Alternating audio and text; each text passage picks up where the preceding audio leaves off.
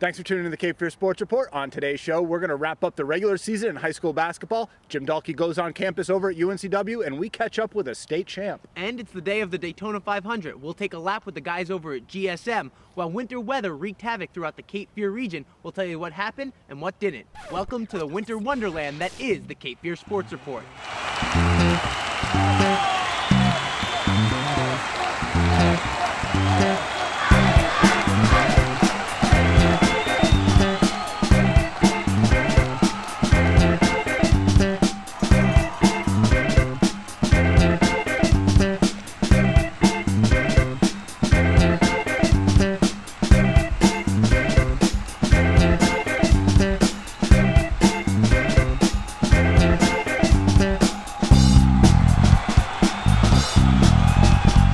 Welcome to the Cape Fear Sports Report, driven by the Stevenson Automotive Group. I'm Joe Messeri. I'm Jesse Jones. We're here at Flytrap Downs in Wilmington, not to be confused with Vancouver. No, but we've got more snow here than they do up there. That's probably the truth right there. Today's match has been postponed, although it looks like it could be a lot of fun out there. I don't know, a rugby match. Those players are supposed to be tough. The guys from South Carolina must have been too scared to make the trek up into the cold here. The fear in Cape Fear rugby. Jeez, well, the weather outside is frightful, but the action from the high school hoops highlights is oh so delightful. The girls took to the court first. Ashley came in undefeated in league play, but Hoggard was primed to pull the upset, taking a 29-27 lead in the third quarter. Ashley rallied to tie the score at 33, headed into the final period, but the Lady Vikings spoiled senior night and the undefeated dreams of the Eagles. They win 51-43, looking to solidify a top seed for next week's conference tournament. Things are starting to gel for us, and I just wanted the girls to continue to have fun and just kick it in another gear, and they came out and they just played smart basketball. The boys took to the court, both looking to finish the regular season with momentum headed into tourney play. Drew Combs hits the three from the corner. It was Hoggard that came out on fire as they opened up an 11-2 lead. Ashley got things going. Reed Clark hits the jumper as Ashley cut the lead to 15-9 at the end of the first quarter. Javon Genwright takes it to the hoop. He gives Hoggard a 29 lead, putting Ashley in a deep hole. Travis Keys would do his best to bring Ashley back. He rocks the rim, bringing the crowd to life. But Hoggard Stillman White silenced Eagle Nation with a three-point play as Hoggard went into the locker room up 31-19. The Vikings look to pull away in the third quarter as the lead swells to 16 points on Lawson Aaron's three-pointer. But Ashley would rally. Travis Keys gets the lead down to 6 midway through the fourth quarter. That was as close as the Eagles would get. Hoggard hangs on for the 62-50 win, their third in a row as they look to be playing their best ball of the season. And we're healthy right now, and the guys are confident and playing the way that we were playing back when we were healthy before Christmas. So makes a big difference when you're at full strength. Looking at Thursday's action, the Michael Jordan Gymnasium, the Ashley girls took an 11-point lead in the fourth quarter, but Laney responded. They trimmed the lead down to 3 with just over a minute left. Ashley prevailed 44-37, finishing the Mid-Eastern regular season at 9-1, taking the top seed in next week's playoffs.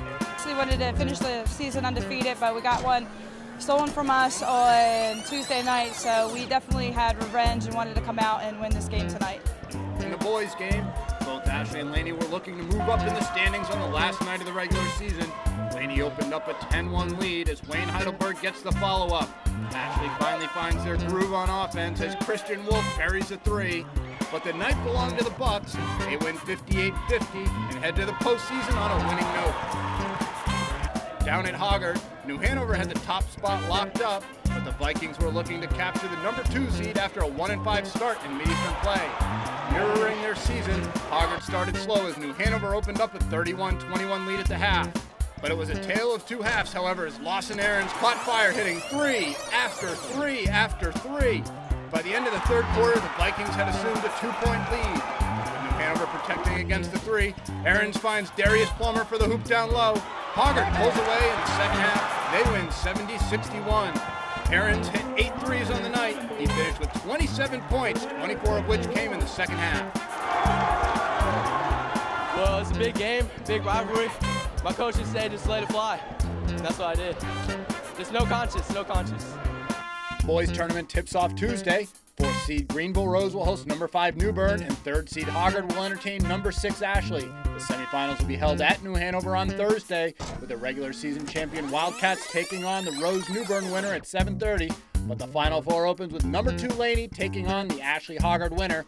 The championship will be held Friday at the home of the higher seed. The postseason action gets started on Monday with the girls' tournament. There's a double dip at Hoggard, where number 4 New Hanover and number 5 Newbern will start at 6 o'clock, followed by the 3rd seed Hoggard and number 6 seed Rose at 7:30. The semifinals will be held Wednesday at Ashley, and the championship will be Friday at the site of the boys' championship game. The ladies will tip at 6, followed by the boys' game at 7:30. With the winter sports season winding down, we want to know who you think was Wilmington's most outstanding high school star this winter. You can log on to CapeFearSportsReport.com and cast your vote today. Stay tuned later in the show as we catch up with one of these stars that recently captured a state championship. Well, action was hot during the week. The cold weather shut down practice here on Saturday. Teams couldn't practice, which is big as we're heading to the playoffs here. Doors are locked. Hope they're ready. It's going to be action on Monday regardless. So tell me what you expect looking forward here to the playoffs. We saw a little bit of an upset as Hoggard beat New Hanover going forward. What's that going to mean for those teams as we go to the playoffs? I think really anybody in the boys team can win. New Hanover has to be the clear-cut favorite. But if you look at the next group of teams, really Ashley, who finished in last place, I wouldn't be surprised to see them playing New Hanover in the final. They have to play Hoggard in the first round, and they could play Laney in the second round, and they've already beat both those teams. So why do you think we're seeing so much parity this year? What do you think is going to set one team apart from another? I don't think anybody has that real strong senior leadership. There's no dominant inside presence. I think one thing that set New Hanover apart is their inside presence. They've got the Twin Towers and Cole Daly and Detwan Rogers. They're a tough matchup for anybody to handle. Well, it should be interesting and pretty exciting. Upsets and underdogs, people always love those as we head into the playoff season, right? Absolutely. Now, we've also got on the girls' side, I don't know if we're going to see any upsets or underdogs. Ashley finished real strong. They were 9-1. They got beat once by Hoggard right at the end of the season.